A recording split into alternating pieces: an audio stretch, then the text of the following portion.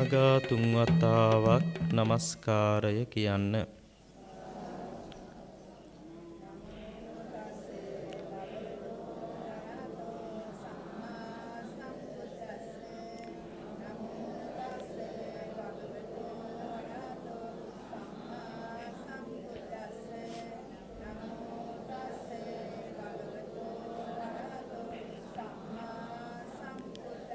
බුද්ධං සරණං ගච්ඡාමි ධම්මං සරණං ගච්ඡාමි සංඝං සරණං ගච්ඡාමි ဒုတိယံ පි බුද්ධං සරණං ගච්ඡාමි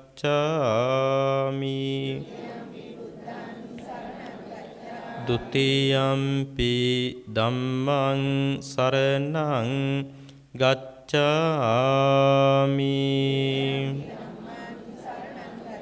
ဒုတိယံ පි සංඝං සරණං ගච්ඡාමි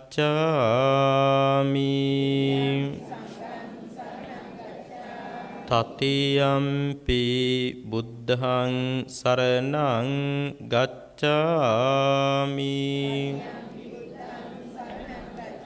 තතියම්පි ධම්මං සරණං ගච්ඡාමි තතියම්පි සංඝං සරණං ගච්ඡාමි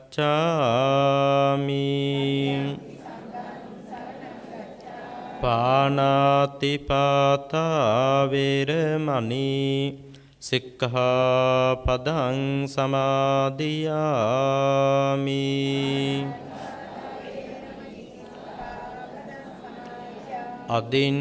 අදින්නාදානා වේරමණී සික්ඛාපදං සමාදියාමි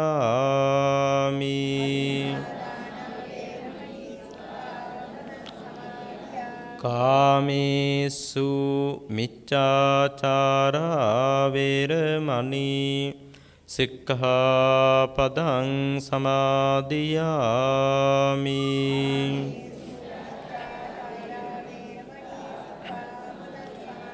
මුසාවාදා වේරමණී සික්ඛාපදං සමාදියාමි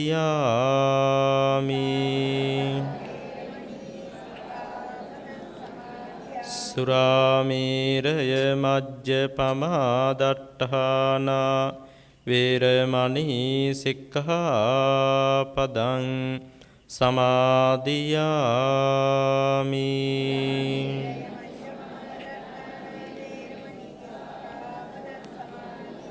තිසරණේන සද්ධින් පංචශීලං ධම්මං සාධුකං සුරක්ඛිතං කତ୍වා අප්පමාදේන සම්පාදේත සමන්ත චක්කවාලේසු අත්‍රා ගච්ඡන්තු දේවතා සද්ධම්මං මුනි රාජස්ස සුනන්තු සග්ග මොක්ඛදං ධම්මස්සවන කාලෝ අයං භදන්තා ධම්මස්සවන කාලෝ අයං භදන්තා සද්ධම්මස්සවන කාලෝ අයං භදන්තා නමෝ තස්ස භගවතෝ අරහතෝ සම්මා සම්බුද්දස්ස නමෝ තස්ස භගවතෝ අරහතෝ සම්මා සම්බුද්දස්ස නමෝ තස්ස භගවතෝ අරහතෝ සම්මා සම්බුද්දස්ස කේන කත්ථ කදා කස්මා භාසිතං සරණත්තයන්ති.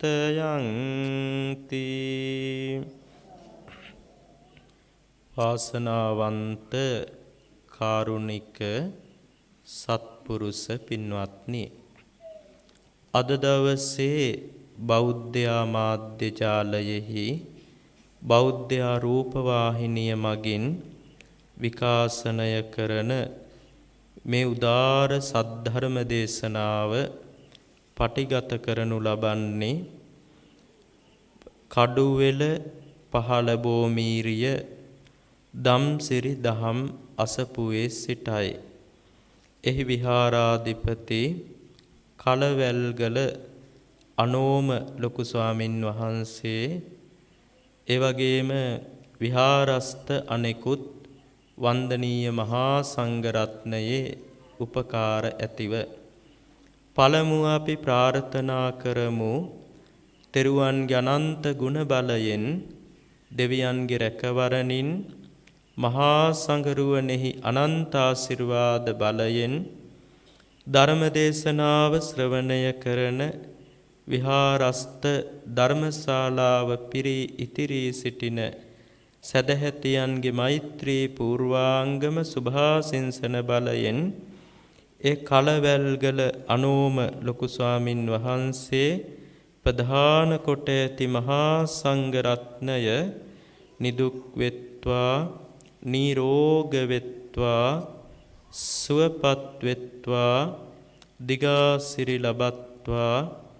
ඒ වගේම කඩුවෙල පහළබෝමීරිය දම්සිරි දහම් අසපුව දවසින් දවස පෙරපස මෝරා වැඩෙන පූර්ණ චන්ද්‍ර මණ්ඩලයක්සේ මේ සම්බුද්ධ ශාසනය බබළුවමින් ශාසන අන්තර්ධානය තෙක්ම නිරුපද්‍රිතව දියුණුවෙන් දියුණුවට පත්වෙමින් දෙවි මිනිසුන්ට දහම් බිමක් නිජ බිමක් බවටම දහම් කෙතක් බවටම පත්වේවා කියලා මෛත්‍රියෙන් ආශිංසනය කරමු. එවැගේම අද මේ උදාර ධර්ම දේශනාවෙහි දායකත්වයේ දරන්නේ කඩුවෙල පහළබෝමීරිය දහම් පාසල් මාවතේ නොම්බර 206 ලිපිනයේ පදිංචි ගුණදාස හිරිපිටිය මැතිතුමන් සහ කරුණා හිරිපිටිය එම මැතිණිය ඇතුළු දූ දරුවන් පිරිස අපේ ගෞරවනීය නායක මාහිමිපාණන් වහන්සේ සිහිපත් කරන්නට යෙදුනා. ඒ සදහැතියන් මෙම පුණ්‍ය භූමිය ආරම්භ කිරීමෙහිදී ප්‍රමුඛත්වයගෙන මූලිකත්වයගෙන කටයුතු කළ වග තථාගතයන් වහන්සේ වදාලා යන්සෝ ධම්මං ඉදඤ්ඤාය පරිනිබ්බන්ති අනාසවා කියලා. ඒ කියන්නේ යම්කිසි කෙනෙක් මේ බුද්ධ ශාසනය තුල නිර්වාණය අවබෝධ කරගන්න ඕනි කියන අදහස පෙරටු කරගෙන විහාරස්ථානයක් ඉදි කරවනවා නම්, විහාරයකට ඉඩම් පූජා කරනවා නම්, ඒ අය මේ සසුනේහිම ධර්මය අවබෝධ කරනවා. ඉදඤ්ඤාය කියලා වදාලා මේ සසුනේහිම ධර්මය අවබෝධ කරනවා. පරිනිබ්බන්ති අනාසවා කෙලෙස් නැති කරලා රහත් ඵලය ලබාගෙන පිරිනිවන් පානවා කියලා. ඉතින් මේ සසුනේහිම ඊතා ඉක්මන් ජීවිතයක මාර්ගඵල අධිගමනයට සුදුසුයයි සර්වඥයන් වහන්සේ වදාළ භාවනා ක්‍රමය හැර තව පින්කමක් වේ නම් ඒ මේ විහාර පූජාවයි. එහිලාද දායකත්වයේ දරූ සදහැතියන් පිරිසක් අද මේ ධර්ම දේශනාවෙහිද දායකත්වයේ දරමින් ලොවේහි උතුම් ධර්මය අග්‍ර වූ ධර්ම දානය ලොවටම බෙදා දෙමින් මහානීය කුසල කර්මයක් සිදු කර ගන්නා වග අපත් පුණ්‍යානුමෝදනා වෙමින් ඊ타ම සතුටෙන් පළමුව සඳහන් කරනු ලබනවා. අද දවසේ අප බලාපොරොත්තු වෙන්නේ ඊ타ම වටින කාරණා කීපයක් පිළිබඳව මේ පින්වත් පිරිසගේ අවධානය යොමු කිරීමටයි. මම අද කියලා දෙන්නේ අපි කවුරුත්ම දන්න කාරණාවක් ගැන. මේ කාරණාව තමයි තිසරණය කියලා කියන්නේ. හැම දෙනෙක්ම දන්නවා තිසරණය පිළිබඳව. හැම දෙනෙක්ම බෞද්ධයින් වශයෙන් ජීවිතේ කීප වතාවක් තෙරුවන් සරණ ගිහිල්ලා තියෙනවා. සමහර විට සියවර දහස්වර ඊටත් වැඩිය වාරවලත් තෙරුවන් සරණ ගිහිල්ලා තියෙනවා. ඒ වුණාට බෞද්ධයින් අතර තිසරණය පිළිබඳව දත යුතු මූලික කරුණු කාරණා දන්න පින්වතුන්ගේ ප්‍රමාණය සමහර විට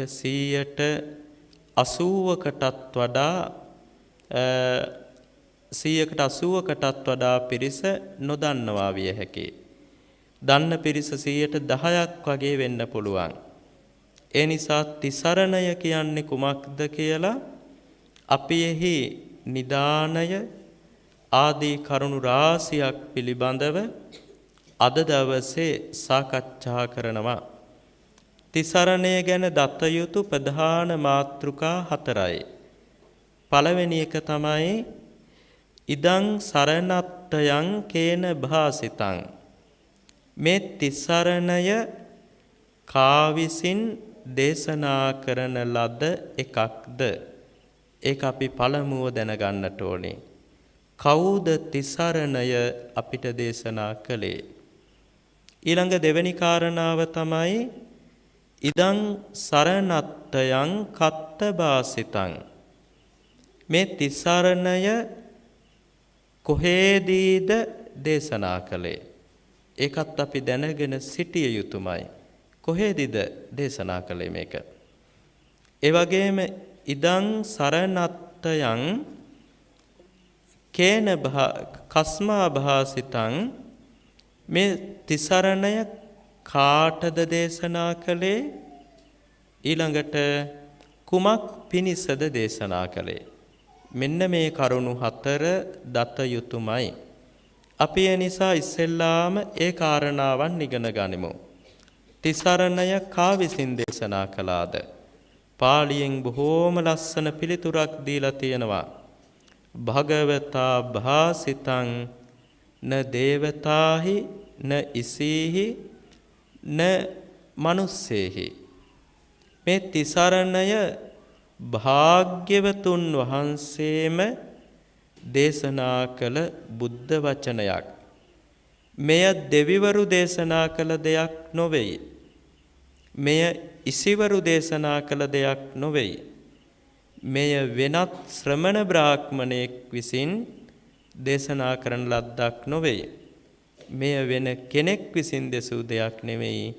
අපි මේ හැමදාම බොහොම ආදරයෙන් කියන බුද්ධං සරණං ගච්ඡාමි ධම්මං සරණං ගච්ඡාමි සංඝං සරණං ගච්ඡාමි කියන මේ තිසරණය භාග්‍යවතුන් වහන්සේම වදාළ උතුම් බුද්ධ භාසිතයක්. ඊළඟට කත්ත භාසිතං. කොහේදීද තිසරණය දේශනා කළේ? දැනගෙන සිටිය යුතුයමයි. ඒකට ධර්මයේ පිළිතුරු දුන්නා බාරාණසියං ඉසිපතනේ මිගදායේ. අපිට ගොඩාක් කුරුපුරුදු වචනයක්. ධම්සප්පවතුන් සූත්‍රයේ තියෙන මේ පාඩය. මේ තිසරණය දේශනා කරලා තියෙන්නේ බරණැස් නුවර ඉසිපතන මිගදායේදී. බරණැස් නුවර කියන්නේ ගංගා දෙකක් තියෙනවා වරුණ අසී කියලා. මේ ගංගා දෙක පස්සේ එකට එකතු වෙනවා. මේ ගංගා දෙක අතර පිහිටි අර්ධද්වීපයක් බඳු භූමි භාගය ගංගා දෙකේ නමින් වරුණ අසී වාරාණසී කියලා හැඳින්වුවා. පස්සේ කාලෙකදී පහසුවෙන් කියන්න පුළුවන් වෙන්න බුද්ධ කාලයටත් පෙර සිටම අර වයන්නට බයන්නක් ආදේශ කරලා වාරාණසී භාරාණසී කියලා නම් වුණා. අන්නේ බරණැසදී දේශනා කළේ. ඒ වගේම දේශනා කළේ එහි පිහිටි සුවිශේෂී භූමි භාගයක. ඒ භූමි භාගයට කියන්නේ ඉසිපතනය කියලා.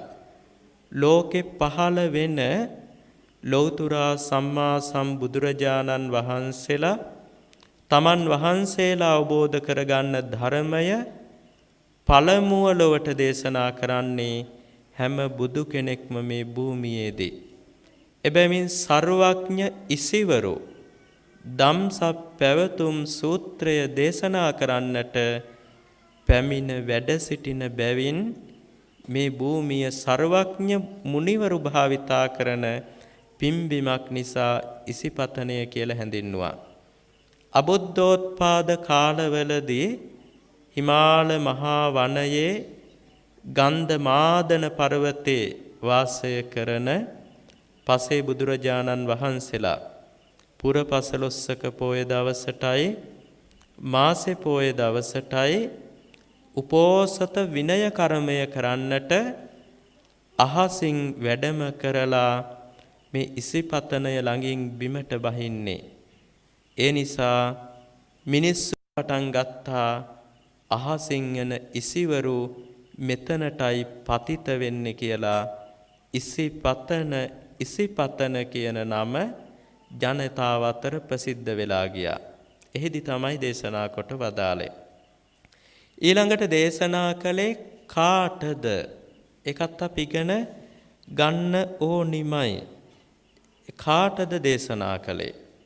කාටද දේශනා කළේ කිව්වහම අපි කවුරුත් දන්නවා සම්බුද්ධ ශාසනයේ පළමු රහතන් වහන්සේලා 69. කොණ්ඩඤ්ඤ, වප්ප, බද්දිය, මහානාම, අස්සජ කියලා පංච වග්ගිය නමින් හඳුන්වන මහා රහතුන් වහන්සේලා 59යි. ඊයන්සේ යස මහ රහතුන් වහන්සේ, විමල, සුබාහු, පුන්නජි, ගවම්පති කියලා අනුපිළිවෙලින් රහතන් වහන්සේලා 4 නමක්. ඒ අයගේ යාළුවන් 50 දෙනෙක් මහාන වෙලා ඒ හැමෝමත් නිකලස් බවටපත් උතුම් මහ රහතුන් වහන්සේලා වෙලා මේ රහතන් වහන්සේලා 69ට තථාගතයන් වහන්සේ කතා කළා. කතා කරලා කියනවා චරත භික්ඛවේ චාරිකං බහුජන හිතාය බහුජන සුඛාය අත්තා හිතාය සුඛාය දේව මනුස්සානං. මහණෙනි, ධර්මචාරිකාවෙහි ධර්ම ප්‍රචාරය කිරීමෙහි හැසිරෙන්න. ඒ හැසිරෙන්නේ කුමකටද? බහුජන හිතාය බහුජන සුඛාය. බොහෝ දෙවියන්ගේ මිනිස්සුන්ගේ හිත සුව පිණිස. එපමණක් නොවේයි වදාළේ අත්තා හිතාය අත්තා සුඛාය. තමාගේ හිත සුව පිණිස කියලා. අද කාලේ ගත්තහම අපේ ගෞරවනීය සියලුම ස්වාමින් වහන්සේලා, අපේ දහම් පාසල් වල සිටින සියලු ආචාර්ය මණ්ඩලය නම් සත්පුරුෂ කැල, ලක්දිව තිබෙන සියලු බෞද්ධ ආයතන, සියලු බෞද්ධ සමිති, සමාගම්, සංවිධාන, පුවත්පත්, මේ හැම කෙනෙක්ම ලංකාව තුල, ලෝකෙ තුල තථාගතයන් වහන්සේගේ පණිවිඩය, ධර්මය, ගුණධර්ම පතුරුවා හරින්නට තමන්ට පුළුවන් විදිහට උත්සාහවන්ත වෙනවා. එයයි බුදුරජාණන් වහන්සේ වදාළ අවවාදය ටිකක් පමණයි තේරුම් අරගෙන තියෙන්නේ. ඒ තමයි බහුජන හිතාය බහුජන සුඛාය. බොහෝ දෙනාගේ හිත සුව පිණිස කටයුතු කිරීම. ඇත්තට මේක 90%ක්ම බෞද්ධ ධර්මයට වෙහෙසෙන කැපවෙන ස්වාමින් වහන්සේලා තුල ගිහි පින්වතුන් තුල සංවිධාන තුල දකින්න තියෙනවා දායක සභා තුල.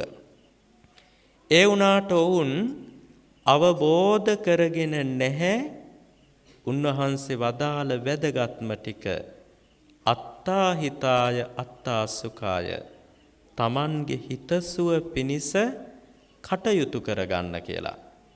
උන්වහන්සේ දවසක් චුන්ද කියන මහරහතන් වහන්සේට කියනවා චුන්ද මඩේ එරිච්ච කෙනෙකුට තව මඩේ එරිච්ච කෙනෙක් ගොඩින් තියන්න පුළුවන්ද? බලන්න මොහොතක් හිතලා ඉනටත් වඩා පහළට ගිලෙන විදිහට මඩේ එරිලා තව එරෙන්න පුළුවන් විදිහේ මඩ තියෙනවා යටට. තමන්ගේ යාළුවෙකුත් මඩ එරිලා මේ යාළුව ගොඩින් තියන්න ඕනි කියලා උස්සලා අත් දෙකට ගත්තොත් තමන් තව තවත් මඩ එරෙනවා අර බරත් එක්ක. ඒක නිසා තමන් මුලින් මඩෙන් ගොඩට ඇවිල්ලා ඊට පස්සේ ඕනි මඩේ එරිච්ච කෙනාට අත දෙන්න පිහිට වෙන්න. ඒක අපි හොඳින් දැනගන්නට ඕනේ. ඒ නිසා බුදුරජාණන් වහන්සේ නිතරම වදාලා අත්තානමේව පඨමං පතිරූපේ නිවේසයේ. මුලින්ම තමන් යම්කිසි ප්‍රතිපත්තියක් තුල ගුණපිළිවෙතක් තුල පිහිටන්ඩ. ඒ කියන්නේ සමන් ප්‍රතිපත්ති ගරුක වෙන්න ඉස්සෙල්ලාම අතඤ්ඤ මනුසා සෙය්‍ය ඊට පස්සේ අනුශාසනා කරන්න. ඊට පස්සේ අනික් අය හදන්න මහන්සි ගන්න. නකිලිස්සෙය්‍ය පඬිතෝ එහෙම කරනවා නම් බුද්ධිමත් කෙනා පිරිහීමකට කෙලෙසීමකටපත් වෙන්නේ නැහැ කියලා දේශනා කොට වදාලා. ඇත්තටම අපේ පැරණි ස්වාමින් වහන්සේ කෙනෙක් කවියක් ලිව්වා වැද්දෙකු තම පුතුට උකුණෙකු මෙරූ වරදට බණ කියන විලසට දුසිලෝ වැදි බණ දෙසයි පරහට කියලා. ඉතින් බලන්න ඇත්තම තත්වයක තමයි තාත්තා ඌරන් මුවන් ගෝන්නු මරනවා. පුතාට කියනවා උකුණ මරන්න එපා. ඔයා පව් වැඩනේ පුතේ කියලා. පුතා බයට උකුණු මරන්නේ නැතුව ඉඳීවි. නමුත් තාත්තා නැති තැන මේ ළමයා තාත්තා මරණ සතුන් නෙවෙයි මිනිසුන් පවා මරන්න පෙළඹේවි. ඒක තමයි යථාර්ථය. ඒක නිසා අනුන්ට අවවාද දෙන්න ඉස්සෙල්ලා අනුශාසනා කරන්න ඉස්සෙල්ලා ඔබ ගිහි සංවිධානයක හෝ උපාසක උපාසිකාවන්ව හෝ දහම් පාසල් ආචාර්යවරුන්ව හෝ ධර්ම ප්‍රචාරය කරද්දී ශාසනයට වැඩ කරද්දී ඔබ ඉස්සෙල්ලම ප්‍රතිපත්ති ගරුක වෙන්න. කරුණාව තියෙන, දයාව තියෙන, එකිනෙකාට ඉරිසියා නොකරන, වෛර නොකරන අවංක පිරිසක් වෙන්න. එම අවංක පිරිසක් වෙලා ඊට පස්සේ ශාසනයට සේවය කරන්න. එහෙම නැත්තම් ඔබෙන් උපකාර ලබන පිරිස සමහර විට ඔබ තුල ගුණ ධර්ම නැතිනම් ඔවුනුත් ඊට වඩා ගුණ ධර්ම නැති ඊට වඩා පිරිහිච්ච ධර්මය විතරක් දන්න පිරිසක් වේවි. දැනුම විතරක් තියෙන ගුණය නැති පිරිසක් බවට පත් වේවි. ඒක නිසා පළවෙනි බුද්ධ අවවාදය සියලුම ලෝකයේ වෙසෙන හැම කෙනෙක්ම ශාසනය වෙනුවෙන් කටයුතු කරනවා නම් ස්වල්පෝ හෝ උපකාරයක් කරනවා නම් හොඳින් මතක තියාගන්නට ඕනි පළමුව තමන් ප්‍රතිපත්ති ගරුක වෙනවා. ඊට පස්සේ තමයි අනික් අයව හදන්නේ.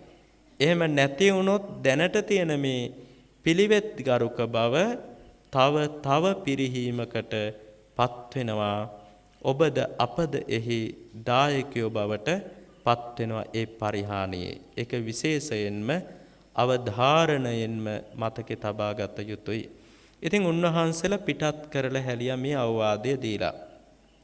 උන්වහන්සේලා ධර්මය දේශනා කරගෙන යනකොට බොහෝ දෙනෙක් බුද්ධ ශාසනය පැහැදුනා.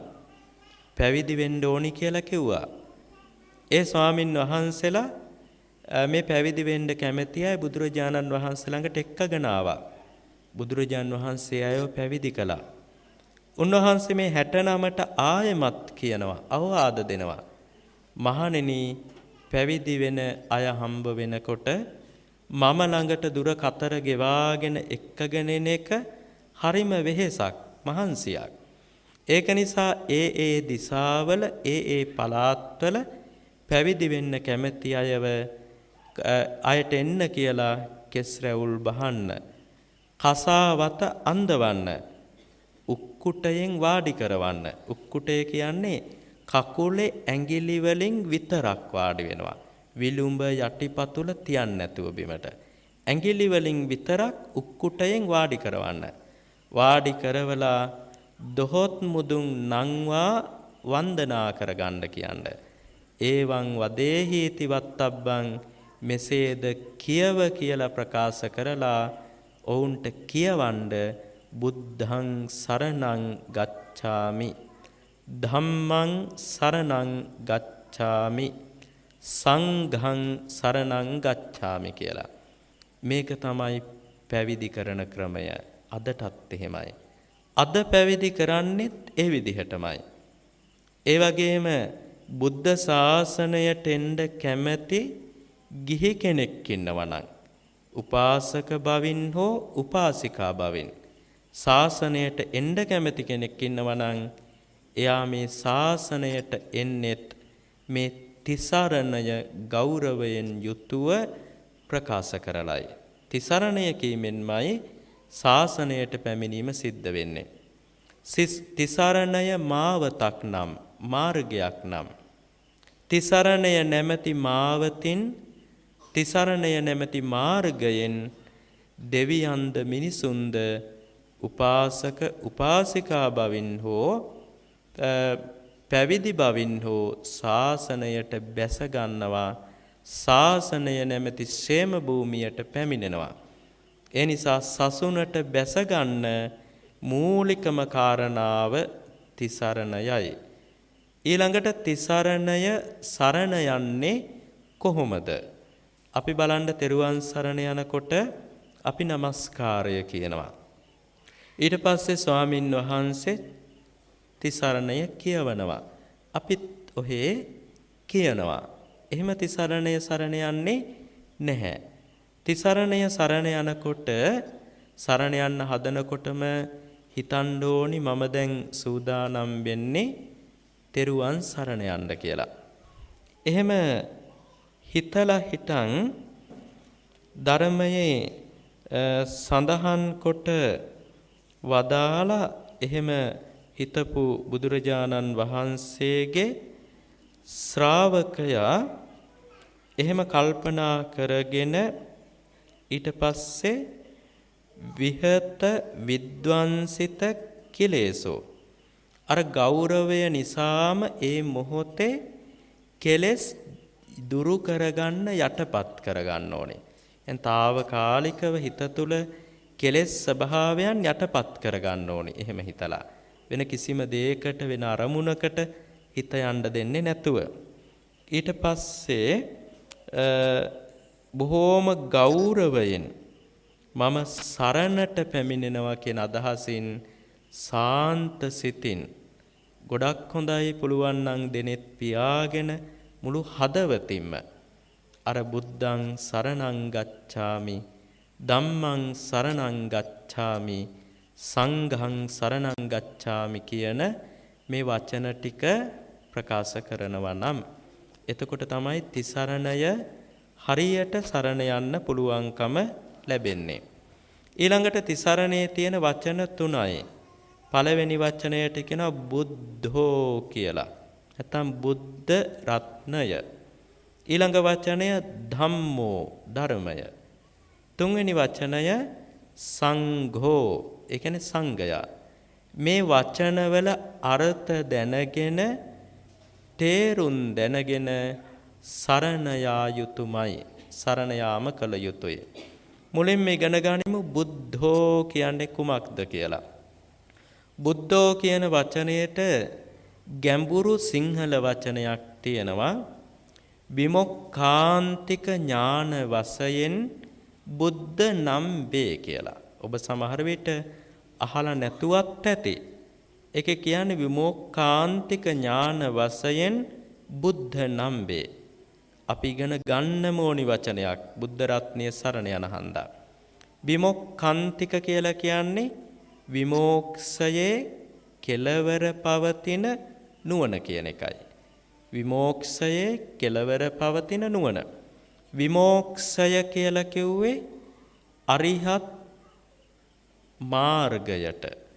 ඒ කියන්නේ සියලු කෙලෙසුන් නසන හන්දා, සියලු කෙලෙස් නැති කරන හන්දා හතරවන මාර්ගය අරිහත් මාර්ගය විමෝක්ෂය කියලා කිව්වා. අරිහත් ඵලයට කිව්ව විමෝක්ෂ අන්තය කියලා. කියන්නේ විමෝක්ෂයේ කෙලවර.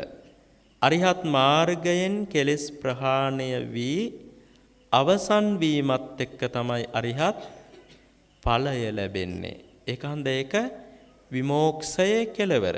නැත්නම් විමුක්තියේ කෙලවර තමයි. බලන්න විමෝක්ෂ කිව්වේ අරිහත් මාර්ගය දුකින් මුදවන කෙලෙස් නසන හන්දා කෙලෙස් නැසීමේ කෙලවර තමයි අරිහත් ඵලය.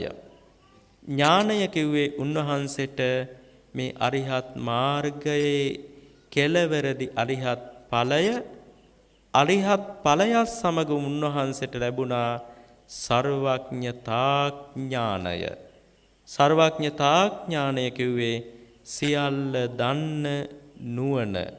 උන්වහන්සේ හැම දෙයක්ම තුන් කාලයට ඇති හැම කාරණාවක්ම හොඳට දන්නවා දකිනවා. අන්නේ ඥානයට තමයි අපි කියන්නේ බුද්ධ කියලා. බුද්ධ රත්නය කියන්නේ එකයි. සියල්ල දන්නා නුවණින් යුතු තුමන් බුද්ධ කියලා හඳුන්වනවා. සිංහලෙන් කිව්වොත් ටිකක් ගැඹුරු වචනකින් විමුක්ඛාන්තික ඥාන වශයෙන් බුද්ධ නම් වේ. විමෝක්ෂ කිව්ව අරිහත් මාර්ගය, විමෝක්ෂයේ කෙලවර කිව්ව අරිහත් ඵලය, එය සමග ලැබිච්ච සර්වඥතා ඥානය විමෝක්ෂ අවසාන ඥානයයි. ඒ ඥානය නිසායි බුද්ධ කියලා ඒ උතුමන් වහන්සේ හඳුන්වනු ලබන්නේ. ඒක විශේෂයෙන් මතකේ තබා ගන්නට ඕනේ. ඒ වගේම උන්වහන්සේ ගුරුවරයෙකු නොමැතිව අවබෝධ කළ යුතු චතුරාර්ය සත්‍ය අවබෝධ කළා. ඒ නිසා බුද්ධයි. තමන් අවබෝධ කරගත්ත ධර්මය අන් අයට අවබෝධ කරවන්නට යෙදුණා. අන් අයට ධර්මය අවබෝධ කර වූ නිසාද උන්වහන්සේ බුද්ධ නම් වෙනවා. ඒ වගේම තථාගතයන් වහන්සේ සබ්බඤ්ඤුතාය බුද්ධෝ. සබ්බඤ්ඤුතාය බුද්ධෝ කිව්වේ සියල්ල දන්නා නිසා බුද්ධ නම් වෙනවා. සබ්බ දස්සාවිතාය බුද්ධෝ. හැමදේම සියල්ලම දකින්න පුළුවන්. හිතන පතන ඕනි දෙයක් දකින්න පුළුවන්.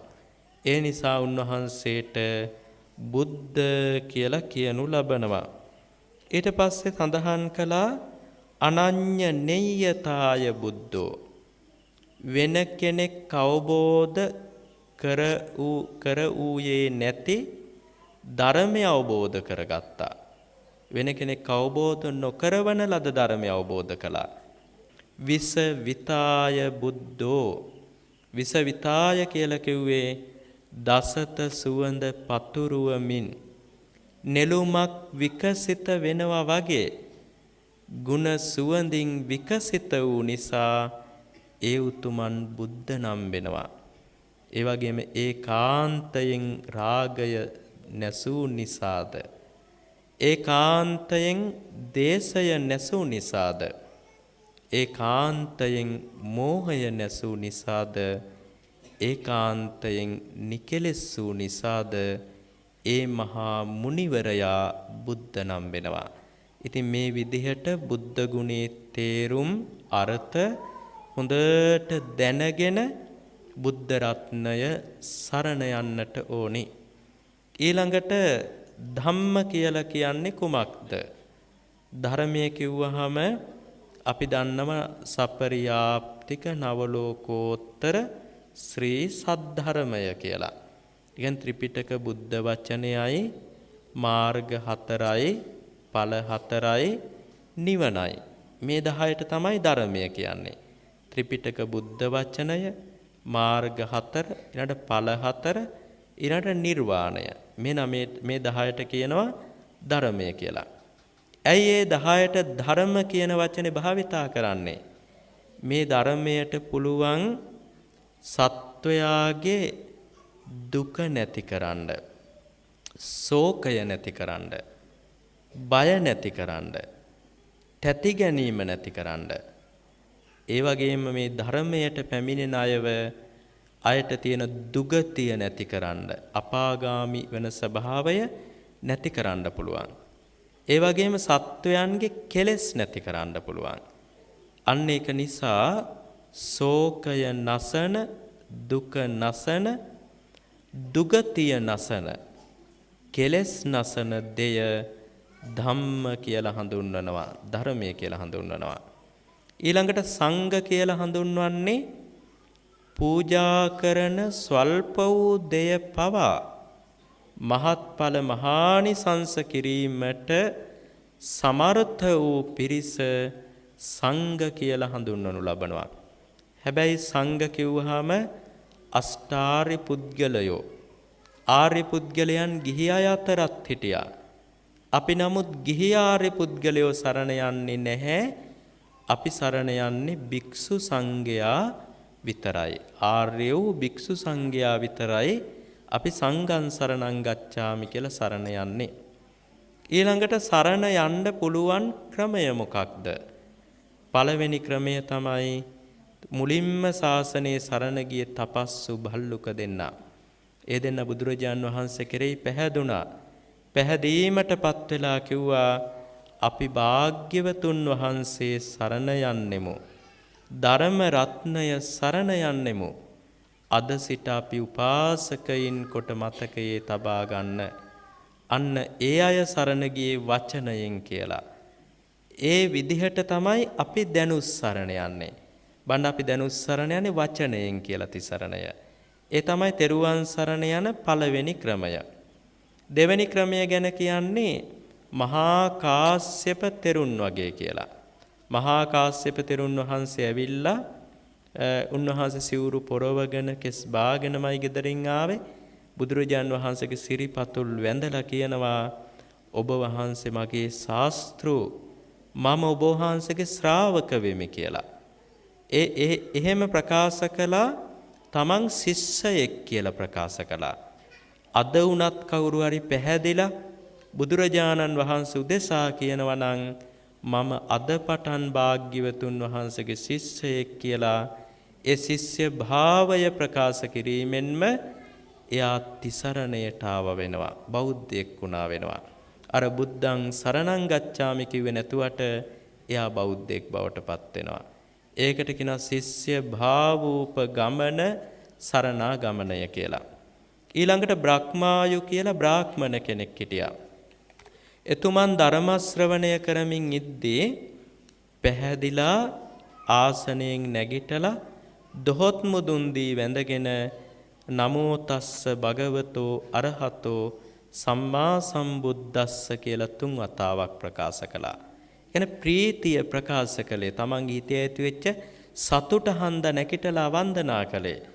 අන්න ඒ වගේ ධර්ම ශ්‍රවණය කරලා යම් කෙනෙක් තථාගතයන් වහන්සේ කෙරෙහි සතුට උපදවාගෙන ප්‍රීතියෙන් යුතුව යම් වාක්‍යයක් කිව්වනම් උන්වහන්සේ කෙරෙහි පැහැදිලා ඒ ප්‍රීති වාක්‍ය ප්‍රකාශ කිරීම මාත්‍රයෙන්ම ඔහු තිසරණයට පැමුණුණා වෙනවා. අර සරණාගමනය කිව්වේ නැතුවට ප්‍රීති වාක්‍ය ප්‍රකාශයෙන්මත් ඔහු බෞද්ධයෙක් බවට පත් වෙනවා. ඒ තමයි 3 වෙනි ක්‍රමය. එකක් වචනයෙන් තිසරණය කියලා සමාදන් වෙන්න පුළුවන්. 2 ශිෂ්‍ය භාවය ප්‍රකාශ කරලා.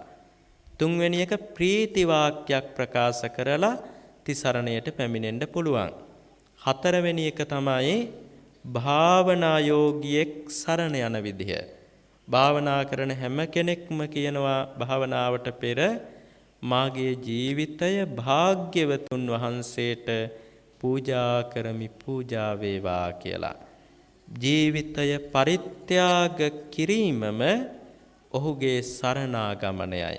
ඉතින් දිවි පිදීමෙන්මත් අපි තිසරණ සරණට බෞද්ධයෙක් බවට පත් වුණා වෙනවා. ඊළඟට මතක තියාගන්න ඕනි තිසරණේ කැඩෙන හැටි. ඒක දන්නේ නැති හන්ද ගොඩක් දෙනෙක් මේ වෙනකොටත් තිසරණේ කඩාගෙන තමන් සරණ ගිය. තිසරණේ කැඩෙන්නේ කොහොමද? බුදුරජාණන් වහන්සේගේ වැරදි අඩුපාඩු කිව්වොත් දොස් කිව්වොත් බුද්ධ රත්නයට තිසරණේ කැඩෙනවා. ධර්මයට දොස් කිව්වොත් ඔය ධර්මයේ ප්‍රායෝගික නැහැ. කවුද අවබෝධ කරගත්තේ? මේ කාලේව කරන්න පුළුවන්ද? භාවනා කළ ප්‍රතිඵල ලබන්න පුළුවන්ද? තිසරණය එතනින් ඉවර වෙනවා. ධර්මයේ දොස් කිව්වොත්. ආර්ය සංඝයාගේ දෝෂයක් ප්‍රකාශ කළොත් එපමණකින්ම තිසරණය ඉවර වෙනවා. උපසම්පදා භික්ෂුණියක්ව දූෂණය කළොත් තිසරණේ නැති වෙනවා. ඊළඟට තමන් අන්‍ය ශාස්ත්‍රූවරයෙක් සරණ ගියොත්, එන වෙන ආගමකට ගියොත් තිසරණේ නැති වෙනවා. පින්පව් විශ්වාස නොකිරීම කියන මිත්‍යා දෘෂ්ටියට ආවොත් තිසරණේ නැති වෙනවා. අර බුද්ධ ධම්ම සංඝ කියන ත්‍රිවිධ රත්නයට දොස් කීම හෝ ඊළඟට මිත්‍යා දෘෂ්ටියට පත්වීම හෝ ආගම වෙනස් කිරීම, මෙන්න මේවෙන් තිසරණේ නැති කරගත්ත කෙනාට ඒක වැරද්දක් විදිහට තේරුම් ගත්තොත් ස්වාමින් වහන්සේ කෙනෙක් ළඟ කියලා උන්වහන්සේට තමන් කරපු වැරද්ද කියන්න ඕනේ. එහෙම කියලා හිටන් සමාවිල්ල ගන්න ඕනේ. ස්වාමින් වහන්සේ ත්‍රිවිධ රත්නය වෙනුවෙන්ම මම ඔබ වහන්සේගේ පාද මූලයේ සමාවිල්ලා සිටිනවා කියලා. උන්වහන්සේ සමාව දුන්නට පස්සේ උන්වහන්සේ ළඟ තිසරණේ සමාදන් වෙන්න ඕනේ. බලන්න තිසරණේ නැති කෙනෙකුට තිසරණ සරණ යන්න ක්‍රම 4ක් තියෙනවා. තිසරණේ කඩාගත් අඥානයට එම තනියම තිසරණයට එන්න බෑ. එයා අනිවාර්යයෙන්ම භික්ෂුවක් ඉදිරියේ කියලා තිසරණය උන්වහන්සේගෙන් සමාවැරගෙන වරද පාපොච්චාරණය කරලා සමාවැරගෙන තෙරුවන් සරණ යාම කළ යුතුයමයි. ඔය තමයි තිසරණේ කැඩෙන ක්‍රම ටික. හොඳට මතක තියාගන්න. තිසරණේ කැඩෙනවා කියන එක සාමාන්‍ය දෙයක් නෙමෙයි. මැරිලා හිටන් අපාගාමී වෙනවා හදාගත්තේ නැත්තම්. ආගම වෙනස් කළොත් හරි බුද්ධ ධම්ම සංඝ කියන ත්‍රිවිධ රත්නයට දොස් කිව්වොත් හරි පින්පව් මෙලව පරලව අපාය දිව්‍ය ලෝක අදහන් නැත්තම් හරි ඒ තැනැත්තා මරණින් මතු අපාගාමි වෙනවමයි. ආගම වෙනස් කළ කෙනෙක් ඉන්නවනම් අපායෙන් නිදහස් වෙන්න කරන්න තියෙන එකම ක්‍රමය භික්ෂුවක් ළඟට ගිහිල්ලා තමන් කරපු වැරැද්ද ප්‍රකාශ කරලා ත්‍රිවිධ රත්නයෙන්ම උන්වහන්සේගෙන් සමාවැරගෙන උන්වහන්සේ ඉදිරියේ තිසරණය සමාදන් වීමයි. කඩාගෙන ජීවත් වෙන්න හොඳ නැහැ. හරිම අහිතකරයි. ඒක සත්තු මරණ එකට වඩා දරුණුයි. හොරකම් කරන එකට වැඩිය දරුණුයි. කාම මිත්‍යාචාරයට වැඩිය දරුණුයි. මුසාවට සුරාවට වඩා දරුණුයි තිසරණය කඩා ගැනීම. ඒක නිසා ඒ ගැන දැඩි සැලකිල්ලක් දරන්න ඕනේ. අපේ බෞද්ධ තරුණ දුවල පුතාලත් ඔය ධර්මයේ සම්බන්ධ වෙන ආගමිකයන් දෝ කොහෙද සකස් කළ නොයෙක් කතා තියෙනවා හිනාවට විහිළුවට භාවිතා කරන භික්ෂූන් බුදුරජාණන් වහන්සේ ධර්මය ගාථා පාඨ ඔන්න ඕවා ප්‍රකාශ කිරීමෙනුත් එක පැත්තකින් තිසරණය නැති කර ගන්නවා, අනික් පැත්තෙන් මතක තියාගන්න අපාගාමි වෙනවා. මෙච්චර කාලයක් ඔබේ මුතුන් මිත්තන් දිවි පරදුවට තියලා රැකගත්ත ශාසනේ වනසඬ ඔබ පෙරමුණ ගන්නවා වෙනවා. ශාසනේ තමනුත් වනසමින් වනසන පිරිසකුත් ලොව තුල බිහි කරන්න දායකත්වයේ දරනවා. ඒ නිසා කවදාවත්ම hina වෙන්න මොන වගේ දෙයක් කිව්වත් ධර්මය සම්බන්ධවත් ගාථා සම්බන්ධ කරගෙනවත් hina වෙන දෙයක් කියන්නත් එපා. කවුරු හරි කිව්වොත් දොස් කියන්න බනින්නත් එපා. Taman ඒකට hina වෙන්නේ නැතුව සතුටු වෙන්නේ නැතුව පවේ කොටස්කරුවෙක් වෙන්නේ නැතුව නිහඬව පසෙකට වෙලා ඉන්න ඔහුට අවබෝධ කරලා දීම දුෂ්කර නම්. ඉතින් කර්මයන් අතරත් උසස්ම කර්මය මේ ත්‍රිවිධ රත්නය සරණ යාමයි. ඒක නිසා ත්‍රිවිධ රත්නේ යමෙක් සරණ ගියා නම් ඔහු මරණින් මතු දුගතිය උපදින්නේ නැතුව ඒකාන්ත කොටම සුගතිය උපදිනවා. තිසරණය තුල මනවින් පිහිටා මේ ශාසනය තුල ධර්මය අවබෝධ කරන්න මහන්සි ගත්තොත් මේ ජීවිතේ බැරි වුණොත් ඊළඟ ජීවිතේ දෙව්ලොව ඉපදිලා මේ ශාසනයෙම නිවන් අවබෝධ කරන පිරිසටත් එකතු වෙනවා.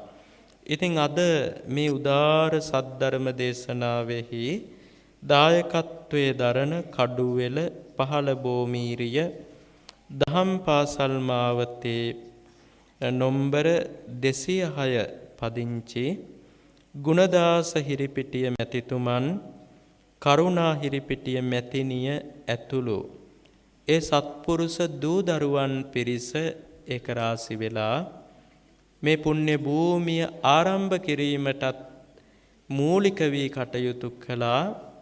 අද දවසේ ලොවටම ඒ පිම්බිමේ ඉඳගෙන තථාගතයන් වහන්සේගේ සදහම් පණිවිඩයෙන් බිඳක් පතුරුවා හරින්නට දායකත්වයේ දරමින් ධර්ම දානමය පිනක්ද සිදු කර ගන්නා වග ඊ타ම සතුටින් සිහිපත් කරන්නට කැමැත්තෙමු.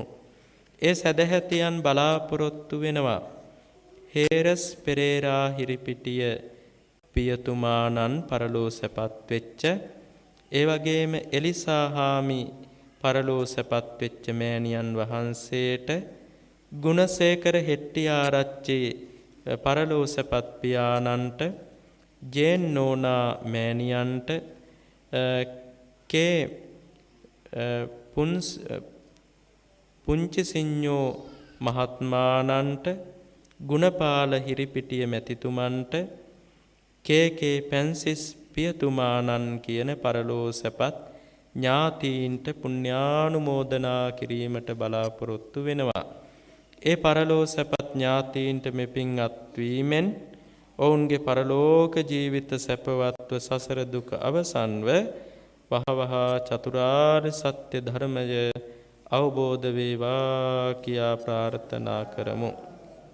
අමිත හිරිපිටිය මහත්මයාගේ උපන්දිනයටත් කරුණා හිරිපිටිය මැතිණියගේ ජන්මදිනයටත් සියලු මුණුබුරු මිනිබිරියන්ගේ අධ්‍යාපන කටයුතු වලටත් ඒ වගේම බෞද්ධ ලෝකයාගේ පිනින් පහළ වුණ බෞද්ධ මාධ්‍ය ජාලෙහි නිර්මාතෘවර ගෞරව ශාස්ත්‍රවේදී පඬිත දරණාගම කුසල ධම්ම නායක මාහිමිපාණන් වහන්සේටත් ධර්ම දේශකයාණන් වහන්සේටත් කඩුවෙල පහළ බෝමීරිය දම්සිරි ධම්මසපුවෙහි අති ගෞරවනීය විහාරාධිපති කලවැල්ගල අනෝම ලොකු ස්වාමින් වහන්සේටත් විහාරස්ථානයේ වැඩ සිටින මහා සංඝරුවනටත් සෙත් ප්‍රාර්ථනා කරනු ලබනවා. ඒ හැම දිනාට තෙරුවන් ගුණ බලයෙන් නිදුක් නිරෝගී සුව දීර්ඝායුෂ ලැබේවා. මෙලොව ජීවිත වාසනාවන්ත වේවා. දහම් පැතුම් සඵල වේවා. මේ සසුනේහිම භව දුක ගෙවා දමා ලෝකෝත්තර නිර්වාණය අවබෝධයට උපනිශ්‍රය වේවා කියා ප්‍රාර්ථනා කරමු. රටදැය සමය වෙනුවෙන් දිවි පිදූ රණවිරුවන්ද අතිපූජ්‍ය පානදුරේ අරිය ධම්ම මහා ස්වාමීන්ද්‍රයන් වහන්සේද සිහිපත් කරමින් පුණ්‍යානුමෝදනා කරනවා. රටට ජාතියට තෙරුවන්ගේ ආශිර්වාදය ප්‍රාර්ථනා කරනවා. ඒ සත්පුරුෂයන්ගේ සියලු සත්පුරුෂ ප්‍රාර්ථනාවන් ඉටු වී මෙලොව පරලොව දෙලොව යහපත සුබසිත සැලසී ඊ타ම ඉක්මන් ජීවිතයක ලෝකෝත්තර නිර්වාණ අවබෝධය පිණිස මේ කුසල් උපනිශ්‍රය වේවා කියා ප්‍රාර්ථනා පිහිටුවමු. ආකාසට්ඨා ච බුම්මට්ඨා දේවානාගා මහිද්దికා පුඤ්ඤන්තං අනුමෝදිත්වා චිරන් රක්ඛන්තු ලෝක සාසනං චිරං රක්ඛන්තු දේශනං චිරං රක්ඛන්තු මං පරන්ති. හැම දිනාටම තෙරුවන් සරණයි.